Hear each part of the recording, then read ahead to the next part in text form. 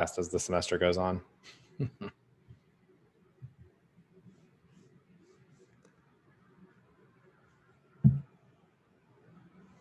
Cool. All right, let's rock and roll. It's 6:02. I'll be perfectly honest, I've never taught this late before, so it's very weird not teaching without coffee, but we will get through it together. Okay, everyone, if you made it to this Zoom, you are in the right place. This is CSE 365 for spring 2021. If you have friends in this course who are having trouble finding the Zoom link because there's no Canvas, please send them this link or send them to the website. We'll dig in there later. If you have any questions, feel free, type it in the chat or raise your hand or unmute, whatever it is that you want to do is good. Cool. All right, let's get started. And first, as a way of introduction, so hey everyone, I probably haven't met the vast majority of you. I'm Adam Dupay, and a little bit about my background so that you can understand kind of where I'm coming from. And I don't know if you want to chat about anything or need my advice about anything. So I did my PhD at UC Santa Barbara, where I actually got technically so the slides are posted on the website. So if you go to the website and then go to schedule, they'll be on there. Unless I broke it, actually. I didn't check before I pushed my last changes. So hopefully they're there. So I did my undergrad. I did the 4+, basically the equivalent of the 4+1 at UCSB. So I did undergrad and master's at UCSB, and then went to, decided I was never coming back to academia. I was going to make tons of money, and went to go work for Microsoft as a software developer. I was there a year before I realized I really missed research. And so I went back for a PhD at UCSB, and I graduated from there and got a job here at ASU. So I've been teaching since 2016. MS is a master's. So it's the, like ASU has a 4+1. So you can do a bachelor's and a master's degree in computer science in 5 years, basically. And so from here, then, and one of the things that doing what at Microsoft? Okay, yeah, good question. So at Microsoft, I was working as a software developer. I was working on a team that was the user experience team. So basically, the idea was we had technical writers that wrote all the help content for how to use various things in Windows Server. If you've ever used MSDN and seen the online documentation, about I think 70% of the content that was on MSDN went through our system. So basically you had technical writers that want to write content. They hate actually using technical tools. So this was before the days of Markdown and everything. So it was all XML based, but they hated XML. And so we had a whole build chain and system for them to write their docs in XML using Microsoft Word, which is insane in itself, but they really liked that. And then we were able to publish those documents to where if you're using Windows and you hit F1 and that help file comes up in various things. So it could build out a .chm file, which is how those things get made, or it could spit the same content out to MSDN. So yeah, I really liked it there, but I realized like with research, I think I found that basically the fundamental difference was with research, I was fundamentally doing something new, whereas at my job, I was kind of building another app type thing, which I liked it, and I liked solving problems. But with research, you get to actually do something that fundamentally no human has ever done before. And cool. And then I kind of got into security through playing capture the flag games, which we'll see a little bit more about into a second. And that's how I got really into security and why I really like cybersecurity.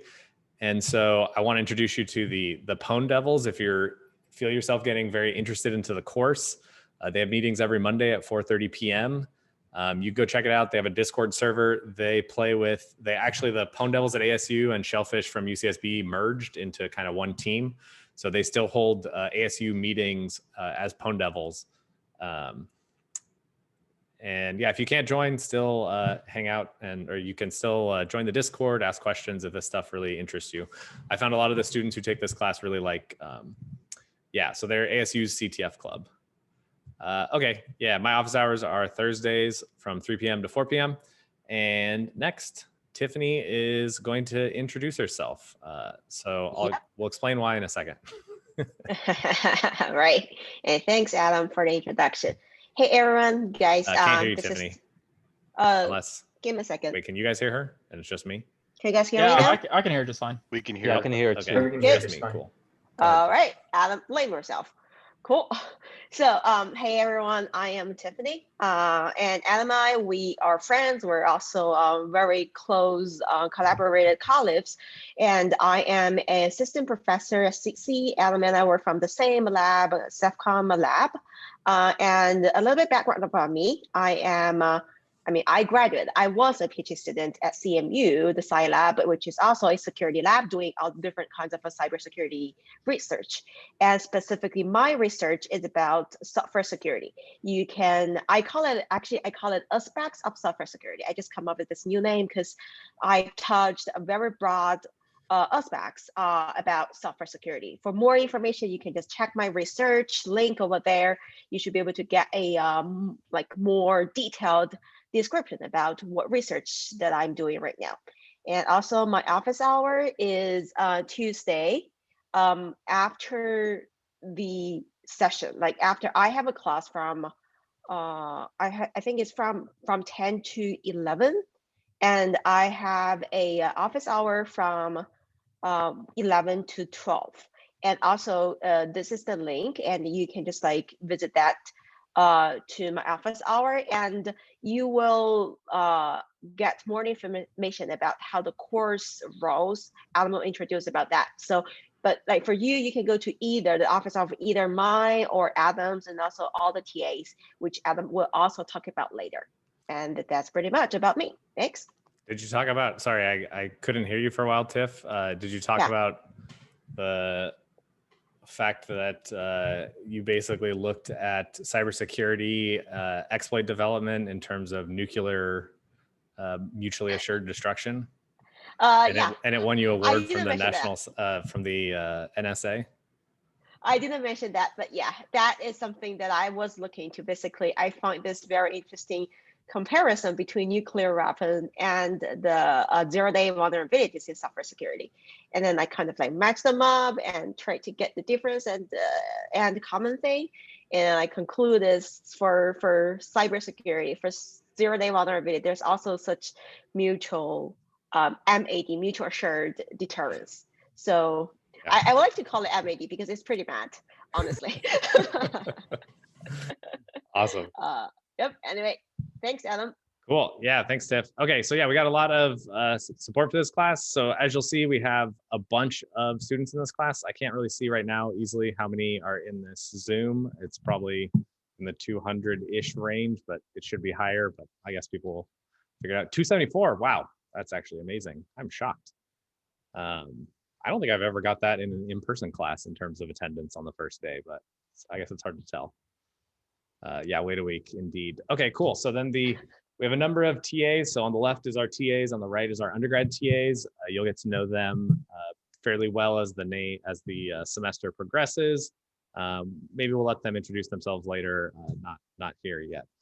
But okay, so what Tiffany said, we're going to be, we're kind of trying to, I wouldn't say take advantage of the pandemic, but take advantage of the fact that this course, both sections of CSE 365 are going to be completely online for this semester. And so we said, well, it seems kind of redundant for us to be teaching the same content just to two different classes. What if we merge the classes into one super class? So that's kind of going to be the model that we're going to take. So we're thinking of the classes in terms of sessions. So we have the class that you're in right now, the Monday, Wednesday session. The session 2 is Tuesday, Thursdays. Oh, I messed that up, didn't I? 10:30 a.m. to 11:45 a.m. And so we're kind of going to do a model where one of the sessions will be live and the next session will be replay. So for instance, right now, this class is clearly live. So what we do is we'll record, and my dog is attacking me now. Okay. So what we'll do is record a live lecture. So I'll give a lecture on access control, let's say, and in session 1 on Monday, and then in session 2 on Tuesday, I'll play the recorded lecture, but I'll be there during class to answer questions. We'll have discussions as well. So when there's discussion points, we do a lot of discussion-based kind of Socratic method style learning in this class, which I think is really important. And so that way the same person that teaches the lecture will be there. So Tiffany and I have kind of split up the content. So she is a crypto expert who, was it last year you created a CTF challenge that had like people proving things about crypto stuff? Right, it's a DevCon. They even created a website to prove my math crypto challenge. Yeah, that's right. Yes, so you can attend any session you want. So it's totally up to you. We will also record the sessions. The live sessions will always be recorded and posted online. So you can also, I mean, yeah, we'll figure that out. We'll figure out the deltas between there. No, I messed up on the time. Anyways, I'm getting distracted by the chat. It's me messed up the time. Yeah, I'm sorry for that. It's 10. I mean, I'm pretty sure that a session 2 doesn't last that long. I did it. I messed it up. Oh, really? I deliberately remember making that. So anyways, yeah, feel free to attend. You can attend both if you want, and you want extra, extra refresher session. You can attend literally anything, but we're kind of treating these classes as kind of one big class. And so, yeah, and everything will be on the course website, and it will be announced basically before we go. You are not required to attend for that question. So, I treat students like adults. You're all adults, so attend, don't attend. I mean, you'll get a lot more out of attending, I think, and asking questions and talking with that. And so, yeah, our goal is to provide you in advance with the schedules, so you'll know exactly what things are live and what things are replays, so that you can decide to optimize for whatever sounds good. Okay, cool. Where are we here? Okay, yeah, now let's go check out the website. Okay. Is this big enough so that everyone can see the content? Yes. Yep, okay, awesome. Cool. So this is where you can find all the information out about the course. CSE365.io has kind of the philosophy of what we're going for here. Tiffany and I, our email addresses, if you need to get in contact with us, teaching assistants, names and email addresses for them. We'll post the undergrad TAs as we finalize all that. And okay. So then the other important thing, what we were just talking about on the schedule. So we're going to be updating this Google Calendar with the schedule of the courses. So you can kind of see I've optimized here that like this session is live, and obviously tomorrow, well, not obviously, but tomorrow morning, the session 2 class will be live as well, because they don't know about this model necessarily. But starting on Wednesday, we'll be going into this where for the moment, Wednesday will be live and Thursday will be recorded. And so we'll try to keep this up to date at least a week or 2 in advance. It kind of depends on what the content is, because we're splitting this up kind of based on content. So roughly half the time, session 1 will be live and session 2 will be recordings, and the other half, session 2 will be live and session 1 will be recordings. And then we also have office hours set up between us and the TAs. So I think between all of us, we have 12 hours of office hours a week. There will be Zoom links of how you can attend them. Since you don't have assignments yet, I don't think anybody's going to want to attend yet. So yep, there's the schedule. And then down here is where we'll post the schedule as we go. It did work. Cool. So we'll post the slides that we cover, and the videos will also go here of the recording. Any questions so far on the schedule?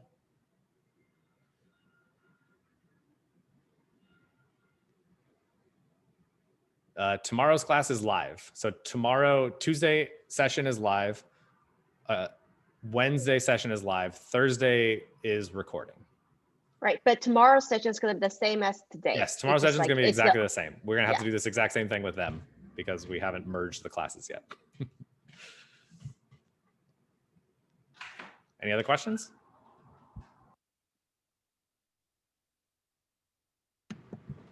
All right, cool. Adam, I saw the question is asking about Canvas. So now we're not haven't going to decided. use. Oh, go ahead, Tiff. Uh-huh. Yeah, go ahead. Actually, I already set a link in Canvas, just redirect everything to this course website. Okay, cool. Yeah, I meant to do that. Yeah, so we may post grades on Canvas. We're not sure yet, but everything will be on the website. So basically, Canvas will just redirect you here because we want everything to happen through the website, basically. So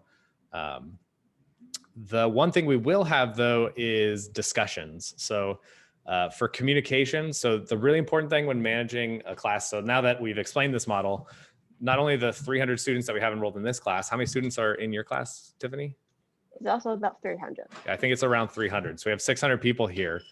And so we will, we're going to take advantage of Piazza and use that to, okay. Anyways, I can't show you right now because I'm not logged in at the moment. But let's go to, okay. So let's go to the syllabus. We'll cover this now.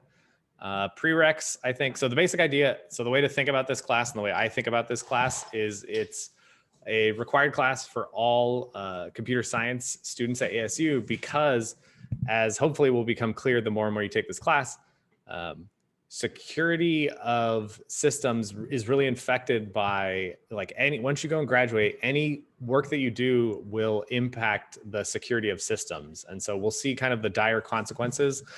Even, electrical engineers making hardware, there's actually been a lot of recent work on how to take advantage from software of hardware defects or hardware problems. There's a whole field of rowhammer attacks where they're able to flip a bit in memory inside of a memory chip just by reading and writing to various parts in RAM. So security really impacts everything. And so what we're going to do in this class is do a broad overview of all areas of security.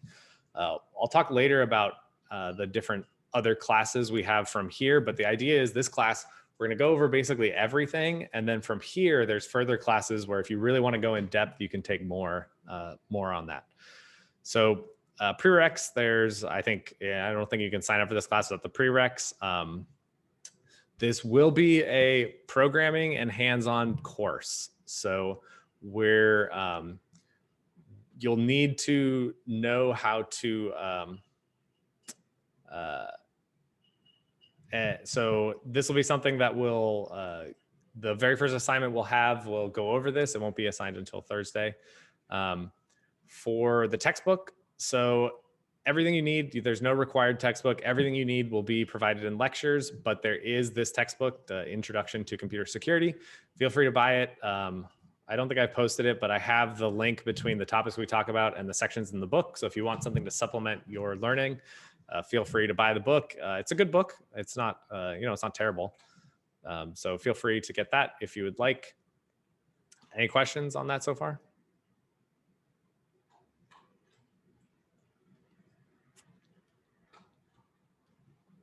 Okay, cool. So course communication. So I guess the golden number to think about in your mind is 600, right? So it's one way to think about it is 600 versus 2 or 600 versus, how many TAs do we have total with undergrads? 6, 11, 13 with us? Yeah, we have, 12. We have 5 TA and 5 UGTAs plus us, so this is 12. Right. Okay. So yeah. So this is why we're going to use Piazza as a method of asking questions. If you've never used Piazza, it's actually, I really like it for classroom discussions. You can ask questions and other students can answer, the TAs can answer, the undergrad TAs can answer, instructors can answer. We can also mark answers that are, we'll also mark answers that are good answers. But it's important, if you've never read this, I really highly recommend you to take the time to read this, How to Ask Questions the Smart Way. It's a big difference if you get a question that says, hey, my program doesn't compile, what's up?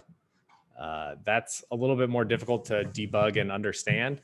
Whereas if you say, hey, my C program won't compile, my compiler is giving me this errors when I run it with this arguments. I tried X, Y, and Z, they don't work. And so I'm kind of run out of ways. What other things should I look at? So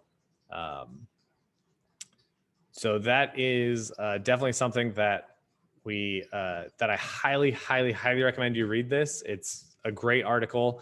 It'll help you, especially in your job. So think about when you're, think about in your job when you, I found this, going forward is when I was in my job, oftentimes as a junior engineer, you are thrust into a system and they say, okay, go fix these bugs. And it's really difficult. You want to ask questions of your colleagues that in ways that they will actually help you out. So it's really highly recommended. And okay, so you can, the other thing is that's important is to think about, we definitely want you all to help each other. This is something that is really important. To answering each other's questions. It really does help you learn when you answer people's questions. On the same time, if they say, hey, how do I solve assignment 1? And you just say, oh, here's the code that solves assignment 1, that goes against the academic integrity problems. So the way that I've found is the most effective is to try to point out their mistake or point them to a resource. So rather than saying, oh, maybe here's something that looks like it's similar to your mistake or your problem. This really helps. So yeah, we want everyone to do the work. We want you to get good grades, and we want you to do well in the course. But of course, we want you to learn, and so we want you to do your own work. That's something that's super important. If you have a question for us, please make it as a private post on Piazza. So this is a way you can set a post such that it's only accessible to the professors, and that way we can get through it there. It also helps that there's 2 of us, so we'll be double on top of those things. And the final important thing, so this is when you think about communication. So imagine 1,200 eyeballs out there, and they're asking us a question, and they're sending us a private email or something. Oftentimes, and it's definitely true, I found, is people have the same question in the rest of the class. So oftentimes what we'll do is we'll take your question with your name removed, oftentimes if it's a private question or something like that, and we'll reply on Piazza. And this way everyone in the class can see the response here. And it actually really helps. So it's up to you to be on top of the Piazza, to look at the posts. It has really good search functionality, so you can search for different questions on different assignments. So it's really cool. Any questions on communication?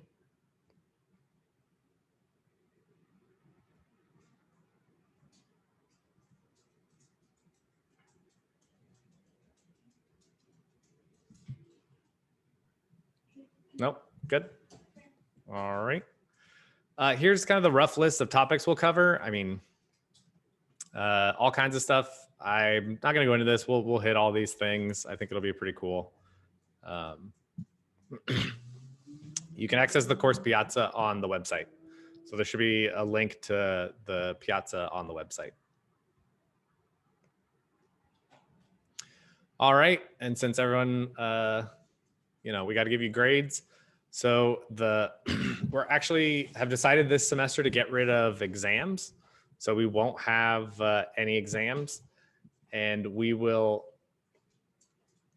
So it's basically just going to be homework assignments, and essentially we're thinking of them as week-long practical hands-on exams. So that's a CTF, or capture the flags. So basically, we'll have 3 to 7 homework assignments in the course. They'll cover the materials presented in the lecture. They're pretty fun. I think we've got some good stuff in here. And so rather than doing an exam, we'll have a midterm capture the flag, where it'll basically be a week-long. It'll be open for a week. It's not that you have to work an entire week on this, but it will be open for a week, and there'll be different challenges that you'll have to solve using the techniques that we talk about in class, and solving those will get you good points. That should be really cool. And so for these midterms and final, oh, I didn't change this to CTF. For the midterm and final CTF, these will be done individually. And you can, so don't discuss it with each other, but you can come and talk to us or the TAs, just like you would do with a take-home exam. Any questions on these assignments? Your dog has some questions? Yeah, the dog is going crazy. Sorry. She's trying to be corralled into the other room. Oh, she's playing now. Okay, cool. So as far as grades, so now that we have homeworks, midterm CTF, final CTF. So homework 70%, midterm CTF 10%, and final CTF 20%. Yes, homeworks will all be, I think actually now everything is automatically graded. If the CTFs are auto graded, so you'll know what your score is right away. The homeworks will be auto graded. Yeah, that's interesting. So yes, we'll talk about the exact things of the homeworks in a second. We use Gradescope for automated homework submission, which is actually really great. So you can submit, I believe, as many times as you want. Anyways, we'll get into that as soon as the first assignment will be released on Wednesday. So we'll be able to see that there. Okay, letter grade threshold. So the way that we run the course, the idea is we're never going to raise the curve. So we'll start the grades here. So basically, so if you get above 100%, you'll get an A+. If you get 93 or above, you get an A, 90 or above, A-, and so on and so forth. So we may lower that. So we may say, oh, well, maybe it makes more sense for a B- to go down to 79 or 78, kind of depending on how the students go. But we'll lower it, but we'll never raise it. Does that make sense? So it won't be that if you get a 91%, it will never be an A-. Does that make sense? Is extra credit offered? Is that how you would get over 100? Yes. We haven't decided exactly where those go yet, but yes, there will be opportunities for extra credit.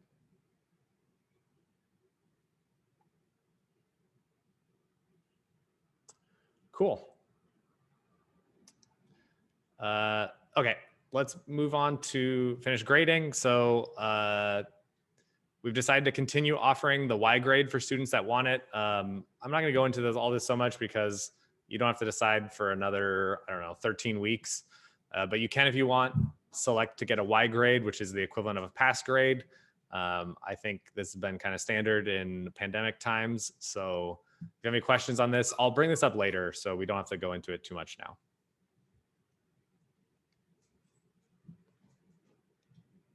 Yes, lectures will be accessible outside of class. They'll be posted on YouTube, and links to them will be on this website, CSE365.io.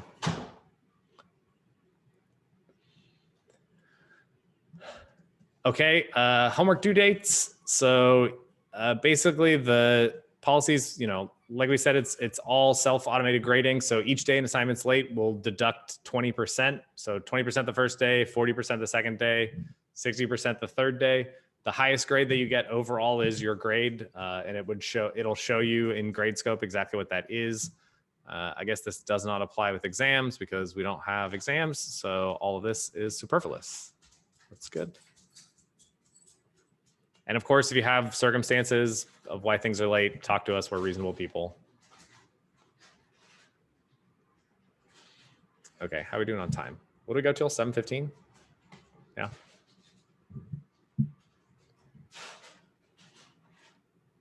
Okay, if you need any special accommodations, I think if you register with the DRC, we should be all good, and we get those things. So that should be good. Okay, now this is the not fun part. So plagiarism and cheating. So basically, we want you to do your own work. Believe it or not, the things we're teaching you are not silly, busy work to fill your time. These are actually skills and things that will be useful to you as you go forward not just here at ASU in future classes, but as you go forward in your careers. So I highly encourage you to, actually do these assignments and do the CTF exams, or the CTFs. If you've never read these before, feel free to peruse the Student Code of Conduct and the Academic Integrity Policy. And so one thing that comes up, we're not, we understand, and we actually are very much a part of people that program by and Google for things and use snippets of code that we find online.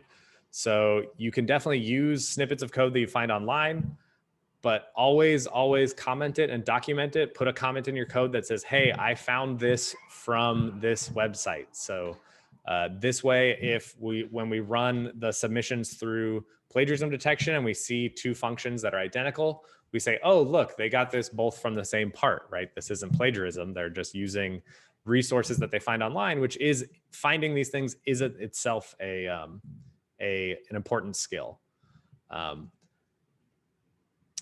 So that being said, there is a zero tolerance policy in this class. So any violation of the academic integrity policy will result in a 0 on the assignment, and we will forward the violation to the dean's office.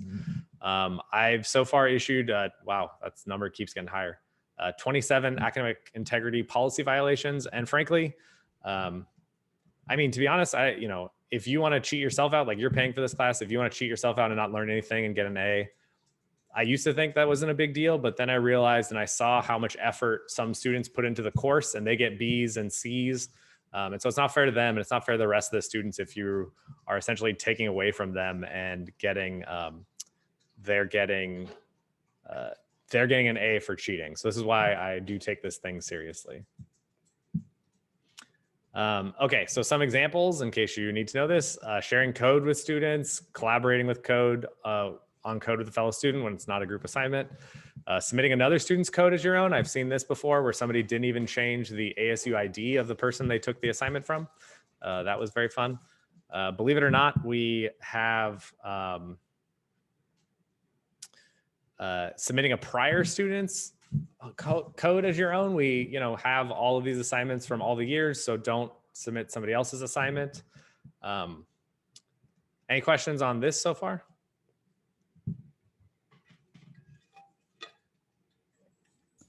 So you just can't work with like anybody else on homeworks like at all? Can you say it again? That was very, it was pretty low for me. Sorry. So like for homeworks, are you just like not allowed to work with like anybody for any reason? Each assignment will be different. So it'll be clear based on the assignment of if you can or can't. Most of the stuff it's for you to do alone. There will, I think, be some assignments that'll be group assignments, but mostly no.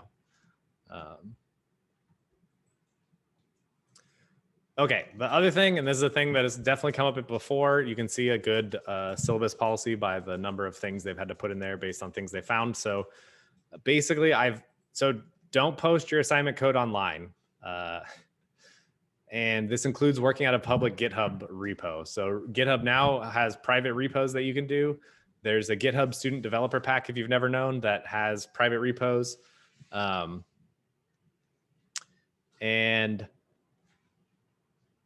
And basically, and the key argument that people sometimes say is, well, I'm trying to impress, potential employers with my coding skills. And I would highly, highly recommend doing literally anything else. Any type of open source project will be more impressive than something you did for class. Because if you think about it, almost every student that graduates does some, does assignments for school. And I've seen this as when I was recruiting for Microsoft. So we would look at people's if they had open source code. And if it's just class assignments, that's not super impressive. Like everybody does these assignments, right? What's impressive is if you go outside of your way and you do an assignment that, or not an assignment, but you program something that is outside of the bounds of class, of just it could be anything cool that you think that would be cool. And that you will not believe how much that puts you head and shoulders above of other candidates. And it could be something silly or easy. Go ahead, Tiff. Yeah, and also I want to say that you may actually ignite more concern than showing your capabilities, because every company cares about copyright. Like they know that this is a homework, and of course they know that this is not something that you're supposed to publish. So what if you just publish some, company's private code to GitHub? This will definitely be a no-no, and companies don't want to do that. So make sure that you only publish what you are supposed to publish. This will help you in your job hunting. That's actually a great point, Tiffany. It reminds me of a story when I was at Microsoft. I was looking at some code of our project, and we were redoing this like tree view of a file system inside of our windowing thing, whatever it was. And so I went and I was like, okay, but how do you actually build some of these? So I Googled like tutorial for building this tree-based file system in like Windows GUIs or whatever. And I look at this this article and I'm like, this code is very similar to the code that's in our product. Like, what? And so I went to my boss and I showed him, and he's like, oh, what's the copyright on that code? I'm like, there's no copyright. So it means that it's copyright of the author. He's like, rip it out immediately and rewrite it. Like, can't do that. So some contractor or somebody, years before had done that without thinking about that. And if you do that, you open yourself up to legal liability. Right. Cool. Okay. Syllabus update. And I actually did. So people have been asking, I think, Tiffany, is this a holdover from 545? Yes. Okay. I think so. Yeah. So ignore this line for now. Let me, I'm going to pull up my old one because we'll update it to this basically. Okay. Yeah. So there's nothing about programming. So that's good. I mean, programming is important, but yeah, you do definitely not have to know Python and Bash. We'll get into the stuff that you need to know. The assignments, for the most part, will let you choose your own programming language using Makefile. So we'll get into that. The assignments will kind of ease us in there. You can choose to use Python. If you've got super stoked about learning Python from this class, feel free to use Python. So yeah, sorry, this line will need to be removed. Yep. This line. I'm gonna remove I was it. like reading that. I was like, I think this is from a grad course. Yep. Okay. Let's see. Okay, we did plagiarism, syllabus update. We may need to update the syllabus. We'll try to update you if we need to, of course. Okay, work-life balance. You want to talk about this, Tiffany? You're the one who posted this in? Or no, you took it from somebody else, so. Yeah, sure. I like to talk about that work-life balance because, guys, we know that this is a very special semester. It's not that special because we've been through this last semester, but like it's still very special comparing to the most of the years that you stay at ASU. So we cared about your career, we cared about your grades, but also more importantly, we cared about you as yourself. So please just maintain your health, maintain your like mental and physical health very well. And I put a lot of things, just like it's not something that the old people will always tell you, right? Like eat well, exercise, don't smoke, don't drink too much. Anyway, but like just take care of yourself using the way that you feel most comfortable with. And if you have something like maybe you got infected during this semester, maybe you bump into some serious family crisis during this semester, that's also fine. So just let us know. And if there is any difficulty in like finishing the homework or finishing the CTF, just let us know. We are happy to help you resolve the issues, to like do our best to resolve the issues. And also there is ASU counseling services that can help you with your mental health if you need, as well as the ASU's Health Center. So please just don't hesitate to contact us or contact any those counselings or ASU Health Centers if you have anything serious. Also, you're very welcome to reach out those TAs for any of those questions, like homework-wise or campus, like the ASU Life. I think they have been staying here for, I think most of them have staying longer time than you do. Maybe they will be able to help you with those stuff. That's it. Awesome. Yeah, that's great. Thanks, Tiff. Okay, great. Title IX, yeah, so, sexual violence and harassment based on sex is prohibited. And there's information and resources you can find here. We're also mandatory reporters. So if we become aware of anything of any acts of sexual discrimination or sexual violence or dating violence, anything like that, then we are obligated to report them. There's canceling services that you can talk to people, and there's lots of resources available. Cool. I mean, that part's not cool, but you know, we're here for you. All right. I think we did it all. Okay, let's get back to those slides. All right, let's talk about some fun CTF stuff. So I thought about updating this based on our last year, and then I realized this was the last year we actually got to be in person, so we got to see people, pictures of people actually together. So this is why I chose to keep this in. So Tiffany and I are actually part of a team that runs the, some sense, the Olympics of capture the flag competitions. Essentially, capture the flag competitions are competitions where organizers create essentially little puzzles. So they create like a service that has some type of vulnerability that you have to break into in order to steal a flag, and you show the organizers that you stole this by stealing their flag. So so Tiffany and I are members of the Order of the Overflow, and so we yearly hold this competition. This was in 2019, so we have 6 other CTF events that were pre-qualifiers. So the winner there would qualify for our competition. And then we have our own, so we host basically 2 capture the flag competitions, one in May where we had 1,200 teams from around the world that competed. And so they had, over the course of 48 hours, a number of challenges to solve. And the winning team solved a ton of challenges. It was kind of crazy. PvP, which is actually a team from CMU, from Tiffany's alma mater of CMU. So we don't hold that against her. We think that that's just fine. And so we invited 16 teams around the world to play with us. So this is what basically the area will look like. So the CTF is actually held with the DEF CON security conference. This is a conference that happens in Las Vegas every August for 27 years straight until last year with the pandemic. They had to go 100% online.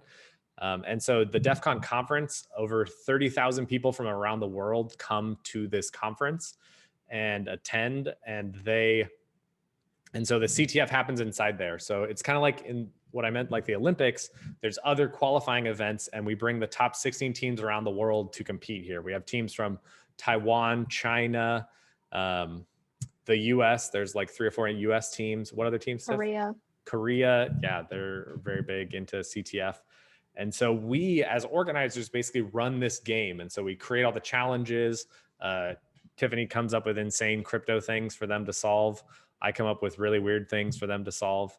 Let's see if this video plays. You won't be able to hear it there, but so you can kind of get a feel for the space, and maybe you can longingly look at images of people actually, you know, less than 6 feet apart from each other in an enclosed space. So that's us up there on that, on the stage, kind of making sure that the game runs. You probably didn't notice it, but I can point it out because we had to deal with it, is all of those things along the ground is all cords that we had to tape down, or else the fire marshal would yell at us if we did it incorrectly. So we had, yeah, anyways, lots of fun stuff. I already did that. Oh, that was right. The crazy thing that we did is on Saturday morning, we gave all of the teams an original Xbox. So the very first Xbox.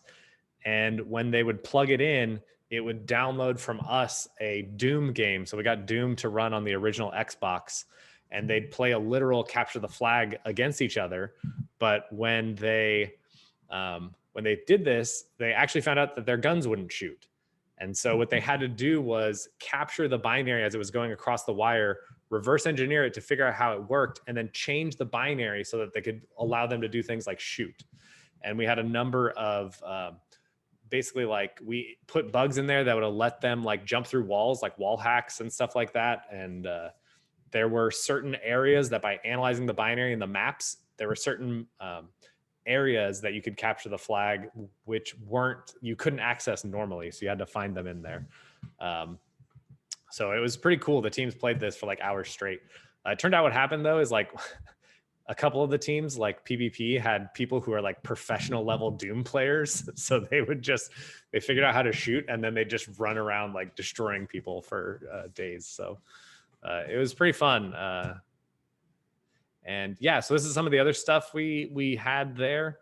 They had to hack iOS apps, like a similar thing like Telegram.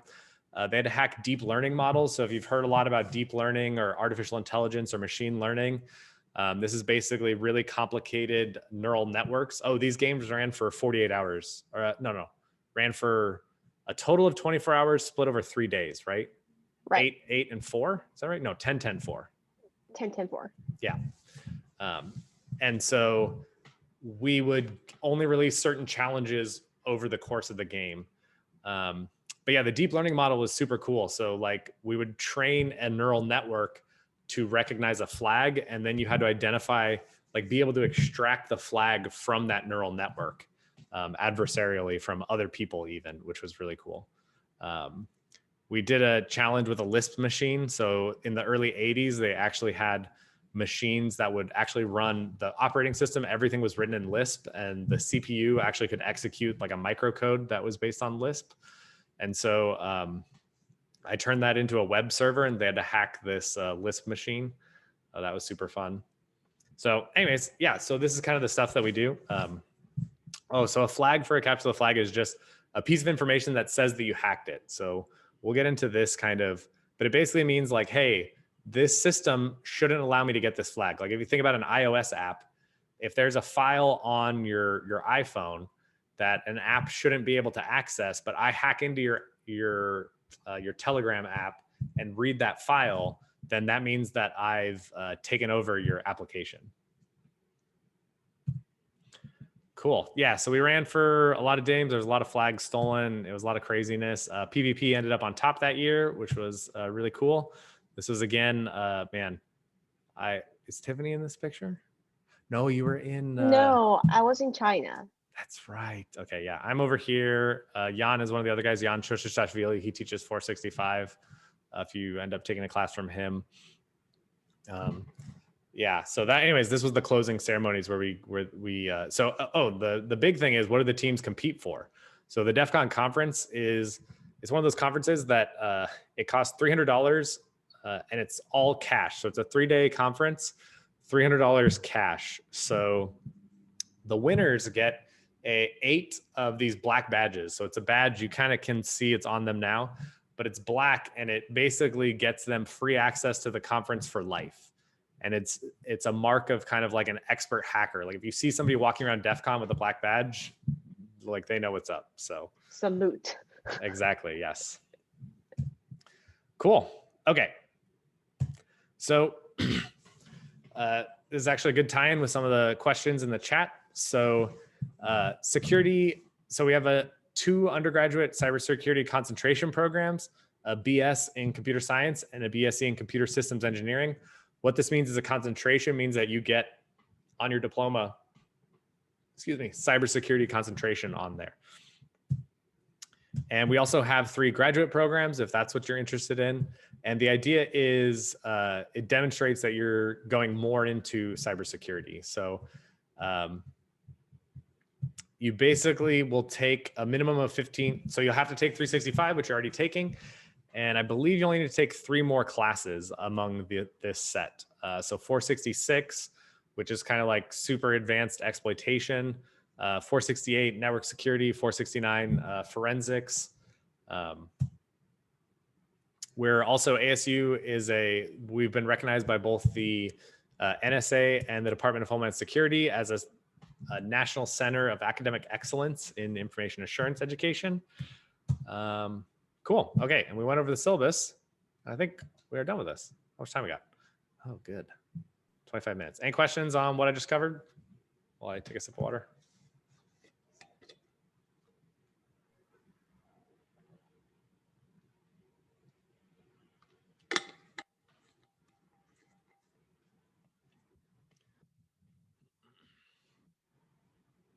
All right. And where is my...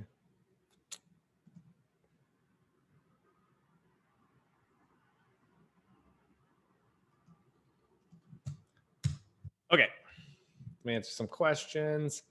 You shouldn't feel dumb. Everyone started at the beginning. So literally, I got into security by taking an undergraduate course in security, which is actually very much how I styled this course. So, you know, literally everyone starts at the beginning somewhere. So don't worry about that. It's all about learning. Oh, honors contracts? No honors contracts for this course. It's too, at least that's my opinion. Tiffany and I will need to talk about it, but. No, like I have the same parents. opinion as yours. We're like parents. Yeah. We need to decide and make sure we have a unified front. Right. All right. Cool. All right, let's get started. So now we're going to talk about security, and the idea here is we're going to go over kind of an overview of security here. And so this is where I have never done this part online only before, so you'll have to be my my guinea pigs. So let's have a discussion the best we can. What is security? What do you think security means?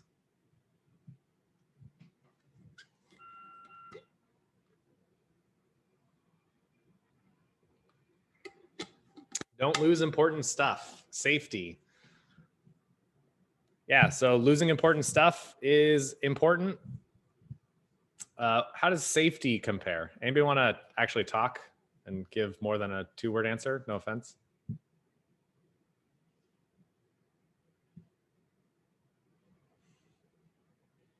Man, it's so much easier in class when I can just stare at you all until one of you talks.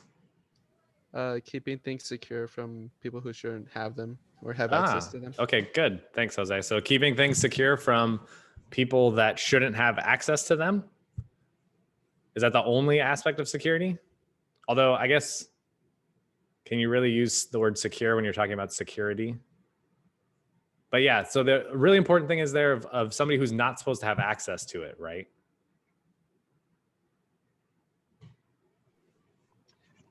Immutability.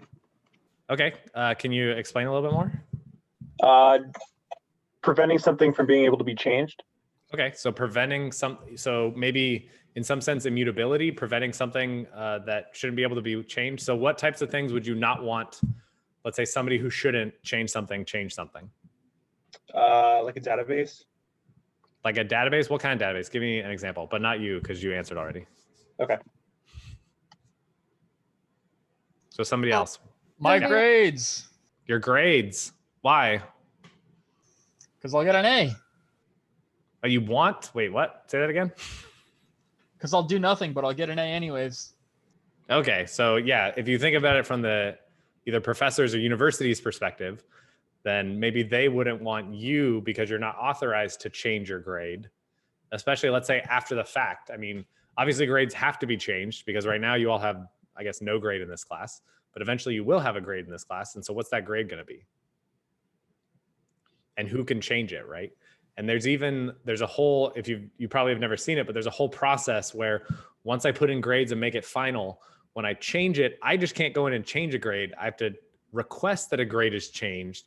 And then somebody else above me has to approve that change, right? So why would they do something like that?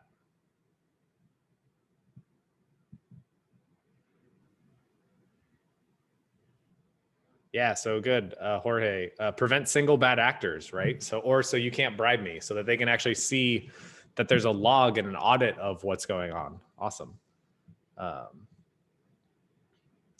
Yeah, cool. Okay, so this is great. So we talked a little bit about immutability or not being, let's say, you know, immutability is pretty strong, right? And kind of implies that nobody can change anything.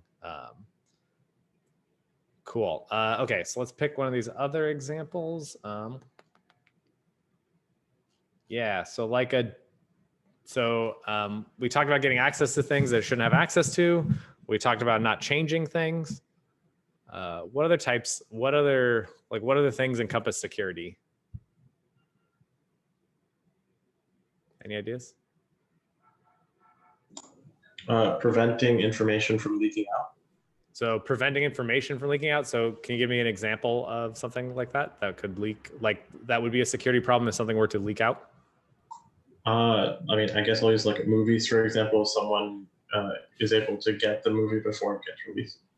Yeah, so you can think of a couple ones. Somebody had an interesting example on the chat. Think of things that are on your phone, right? Emails on your phone, pictures on your phone, text message on your phone. Other things, if you think about in the financial space, so if a company was able to leak their financial information, let's say before their earnings are announced, right? The earnings announcements affect the stock. So if you know what their earnings are going to be, you can trade on that stock in order to make money. Anything else? Yeah, so it'd be insider trading, but if I hacked into it, I'm not really an insider. I'm making myself an insider.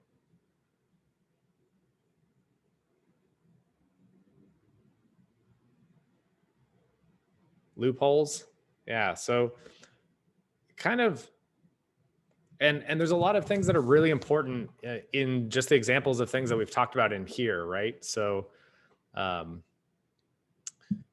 there's this inherent aspect of things being allowed or not allowed, right? And so this is something that is critically important when talking about security, right? We want to think about, we can't just, so if for instance, and one of the examples I will probably use again and again because I really like this one.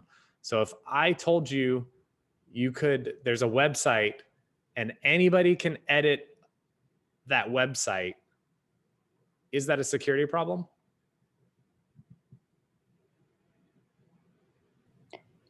It would depend on whether the person who made the website wanted it to be accessed or not. Yeah, thanks, Sarah. So, and can anybody give me an example of a website where you would not want anyone to edit every page? Your bank website? Like Yeah, my bank website, like Wells making Fargo, a thing. whatever. Yeah, Chase. Other examples. What was that? Whitehouse.gov. Yeah, that's great. So yeah, whitehouse.gov, government websites, right? And then, but actually people already mentioned in the chat the examples of examples where you do want that, right? If I told you that site is Wikipedia, then yeah, the fundamental nature of Wikipedia is that anyone can edit it, right? And of course, they have to have locking mechanisms to deal with bad actors. But what this example is trying to demonstrate is that the exact same behavior, right? The behavior alone is not necessarily a vulnerability, right? Being able to edit a website, if you're a random person on the internet, seems like it should be some kind of security problem. But it isn't for Wikipedia, but it is for a news website or your bank. So it's important to keep in mind that context is incredibly important. And so one of the things we really want to think about when we talk about security is we think of security having 3 different components or 3 different ways that you can try to compromise the security of the system. And we've talked about some of these in our discussion here. So, and I always think of CIA, so this will help, mnemonic will maybe help you remember these 3. So one is confidentiality. So what's an example of some of the things maybe we've talked about of confidentiality being a component of security? Bank info. Yeah, bank info, right? But does that mean nobody can see your bank account information? Only people who are supposed to be seeing it. Like, yeah, only the people that should see it, right? So that means you should be able to see your bank information. The people who work at the bank, maybe some of them should be able to see it. Maybe not the janitor or a random teller on their day off or something. They shouldn't be able to see or edit your bank account information. The government may have the right to get access to your bank account information. And so some of the things that we'll talk about in here is we'll talk about access control. So access control is a way of thinking about and understanding who can access what in a computer system. So this is something that is important that we'll definitely talk about is how does access control impact confidentiality? And we'll look at later on in the course encryption. So we'll see that encryption is a way to mathematically guarantee confidentiality given some certain parameters. So this is, so confidentiality is one of the key aspects, but it's not the only aspect, right? So what would be an example of something that is a security issue, but is not necessarily confidentiality? Judging by the CIA acronym, I'm going to assume the I stands for integrity. Okay. So wait, give me an example though. That's the answer. I guess how well it stands up against like outside threats or attacks or something to that effect. What does integrity mean? If it's not like how well it withstands attacks, I don't know. Think about in terms of just a second. Let's stick with this same person. Sorry, it's really hard to tell your guys' names on Zoom. Zoom is a terrible way of doing this, but let's think about data. What does the integrity of data mean? I guess the ability of it to like have like backups. Yeah, like someone said, untampered with, to not be altered by other people. There you go. So yeah, think about somebody at the bank. If they were able to change your bank account to be negative $10, even if give me a whole $20 more. There you go. I was waiting for that joke. So there in that case, even if they don't know what your bank account balance was beforehand, right? They're not able to read what your balance is, which would violate the confidentiality of your bank account. If they're able to change your bank account value to anything that's not authorized or what it should be, then that's violating the integrity of the data there. So what are other aspects where we would care about the integrity of some data or systems? So systems is also a good way to think about it too. I just wanted to, the data one I think is a little bit easier to start with to think about. Anybody have any other thoughts of integrity? You can. Okay, I was just thinking like Stuxnet, where they changed like the RPM of some of those centrifuges, and it just destroyed the. Yeah, so refining Stuxnet process. was basically a piece of malware that, if I remember correctly, got onto SCADA systems. So it actually jumped. God, how did it jump the air gap? So the systems weren't connected to the internet, but they had It's like the this. USB. Yeah, it was USB through design files, right, or something. Anyways, Right. So yeah, right. they got infected USB drives. They plugged it into these SCADA systems. These SCADA systems in Iran were connected to nuclear enrichment machines, and so what they did is they had it so that it would the SCADA system would lie to the control system. It would tell the user, "Yep, it's running fine, everything's going good," but they would run it at speeds that they knew would cause malfunctions and hardware malfunctions. And they did this enough and got in their systems. It set back the Iranian nuclear enrichment facilities by, I want to say decades, but I don't remember the latest numbers. Yeah, so, integrity. And what we think about here a lot in terms of prevention. So, in the case of bank accounts, how can we prevent somebody who's unauthorized from changing our bank account? How can we prevent these types of integrity breaks? And we'll see there's interesting and cool cryptographic ways that we can do this. But prevention is not the only story. And this is kind of a constant theme of security that we're going to be talking about throughout this course. Detection is not the only important thing. Prevention. If we could prevent 100% of all possible attacks or all possible integrity attacks, then we'd be done and we could just go home, right? But that's not the world we live in. As we'll see, there can be a bug at it's impossible to ensure that something is 100% secure. And so we need to rely on things like detection. So how can we detect when the integrity of something has been compromised? I should have, okay, cool. So the A part of the CIA triad availability is something that seems a little bit counterintuitive. It almost doesn't seem like it belongs, at least to me. So to me, when I think about security, I kind of think, okay, confidentiality, I need to keep things secret, right? Like that clearly is a security aspect. Integrity, I want to make sure that things aren't tampered with, that nobody has messed up my data or my database. So what does availability have to do with security? Is it like making sure that the service just remains up? So like protecting against DDoS attacks, for example?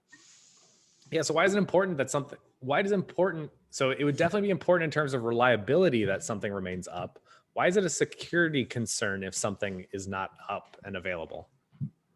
But that means that because I guess your security system is not online, so it's either been taken off or it's like either been down due to maintenance or like a security vulnerability, then somebody else can hack the system much easier with more access than if the security system was online. Yeah, exactly. That's a great. I have an example of this is, God, I think the name of the attack is called like email bombs. So, normally if somebody sends you a bunch of spam email to buy whatever, Google, Gmail, and other systems are very good at filtering out email spam. But there's a service that you can go pay money to.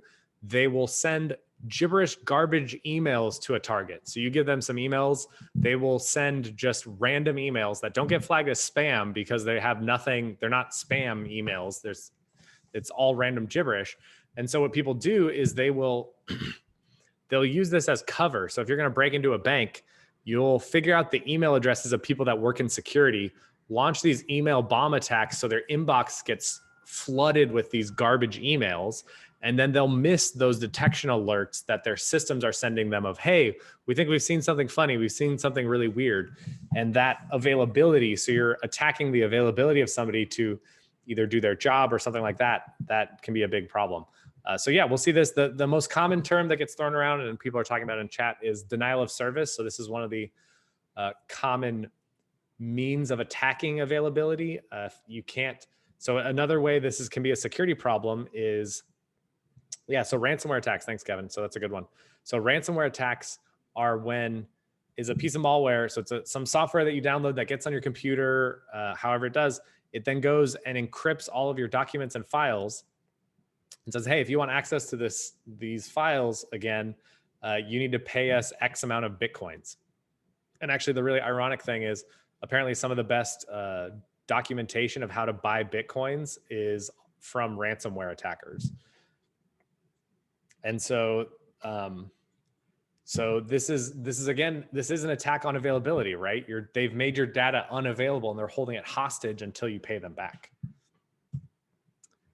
Cool. All right, we'll go to threats. Okay, cool. So now that we talked about security, so we can think about security. So the CIA triad is an incredibly important part of security. It's going to come up throughout the whole semester. So you really need to drill the CIA triad in your brain so you can understand how to think about those. But that kind of talks about, so those are ways that we can categorize a different attack against a system. We can say, okay, this type of attack is an availability attack, or this type of attack is a integrity attack. But we also want to be thinking about threats. So threats are more like specific instantiations of the things that we're talking about. So some examples are, and what's important about threats is, as we'll get into, when you're trying to think about defending a system, what you want to be thinking about is, what are possible attacks against my system, right? So like we talked about, one of the things, one of the threats that got brought up earlier is disclosure, right? So the threat that, let's say the information on your phone is disclosed to the world. So what type of component of security would disclosure fall under?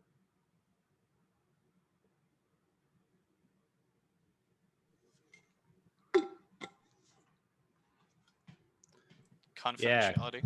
Yeah, great. Thanks. Yeah, so confidentiality, right? So the information was meant to be confidential and private. So the fact that this information is disclosed to the world is itself a big problem, is a threat that we need to think about.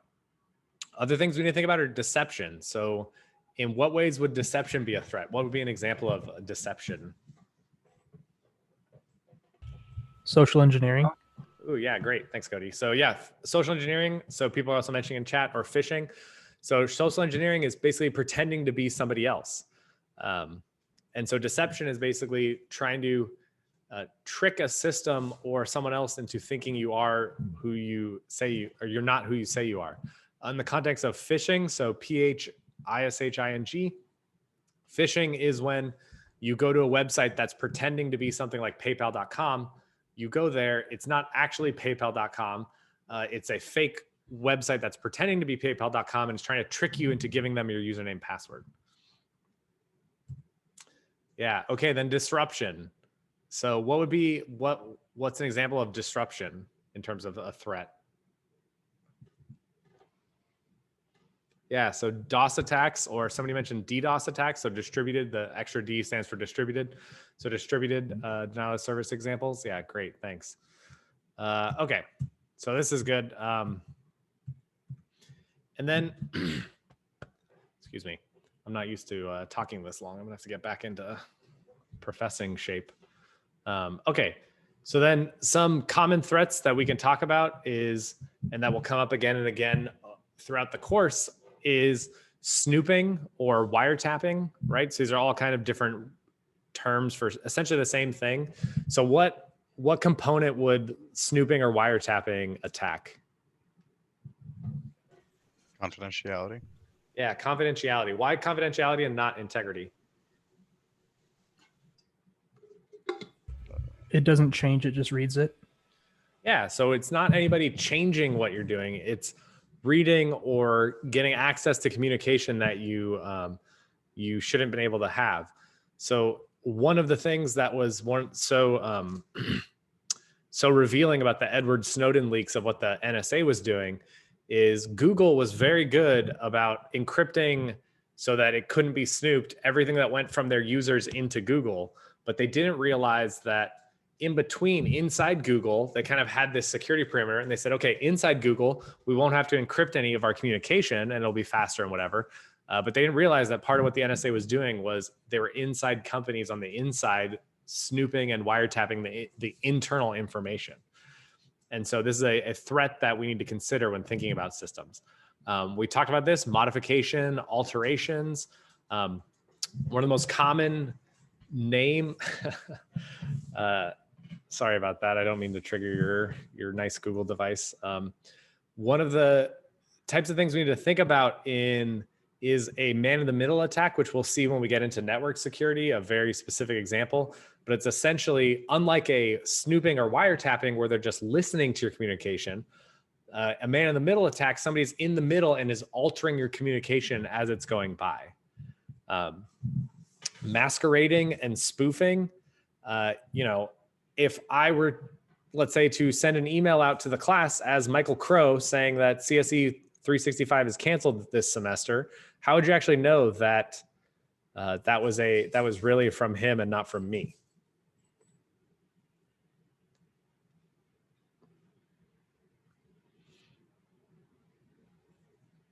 Yeah, so you'd have to, you kind of necessarily wouldn't be able to, maybe. And so this is part of the identity problem and part of what we'll get into of how do you know that something actually comes from me, right? Or how do you know if somebody emails you all and says, hey, this is Adam, I'm canceling class tomorrow. How do you know that's actually from me? So we'll see that, but this is a threat that we have to always be thinking about. But is it always the case that somebody sending an email as somebody else is always a problem? Another way to think about it, do you think Michael Crow sends out every email that goes to all the student body?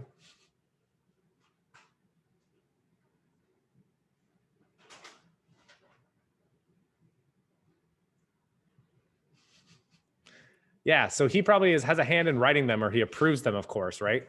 And actually, like a lot of systems, if you work in an enterprise or you work in a company, Outlook has this notion of delegation where you can delegate to somebody else to email on your behalf.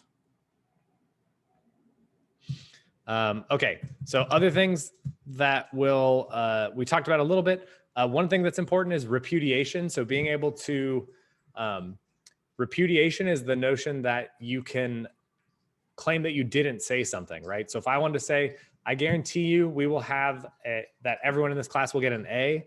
And then at the end of the semester, I say, wait a minute, I never said that. What are you talking about that?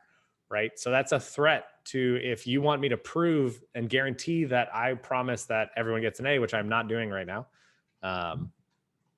that I promise you, if you work hard in this class and do well, you'll get an A. How about that? Yeah, so we'll see there's ways of doing this using cryptography that we'll definitely get into. Denial of receipt, being like, I never got this. What are you talking about? Delaying information, denial of service. These are all different common threats. Okay, cool. So on Wednesday, we'll be talking about how to defend against threats. So thanks, everyone. I really appreciate it. It'll be a fun semester.